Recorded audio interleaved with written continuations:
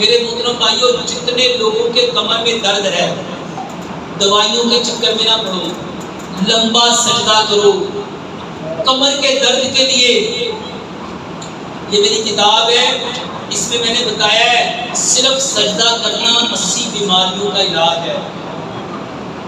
کمر کا درد، میرے محترم بھائیوں 10 طریقوں پہ سجدہ کرو۔ آپ کا پیٹ آپ کی ران کے ساتھ نہیں لگنا چاہیے، بغل کی سفیدی نظر آنی چاہیے، بازوؤں کے اندر سے بکری کا بچہ آرام سے گزر جائے، آپ کے بازو زمین کے اوپر بچھے ہوئے نہیں ہونے چاہیے۔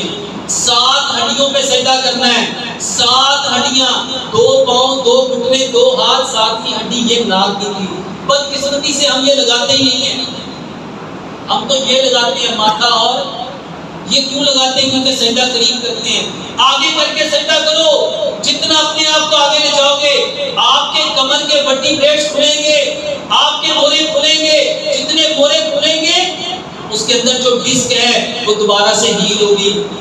اپنے پیروں کی انگلیوں کو زمین کے ساتھ چپکا کے رکھو، پیروں کی ایڑیوں کو ملا کے رکھو اور زمین کی سختی محسوس کرو، اور تم میں سے کوئی بھی آنکھیں بند کر کے سجدہ نہ کرے۔ میرے محترم بھائیوں، لمبا سجدہ 5 سے 10 منٹ کے درمیان سجدہ کرو، 5 سے 10 منٹ کے درمیان سجدہ کرو۔ یہ جتنے لوگ کہتے ہیں کمر کی درد ٹھیک نہیں ہوتی، اللہ کی قسم کھا کے کہتا ہوں صرف ایک دن 10 منٹ کا سجدہ کرو، آپ خود کہو گے کہ الحمدللہ فرق پڑتا ہے۔ بہت سارے لوگ بیلٹ پہن لیتے ہیں،